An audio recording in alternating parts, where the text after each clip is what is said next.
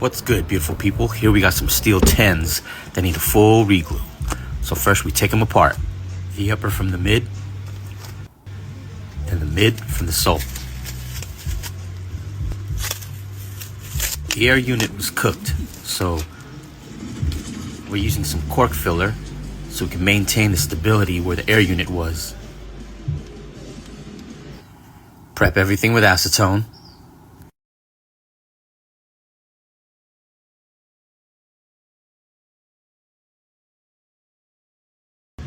Hit all your parts with glue and wait for them to cure. Mate the mid to the sole. Then the mid to the upper.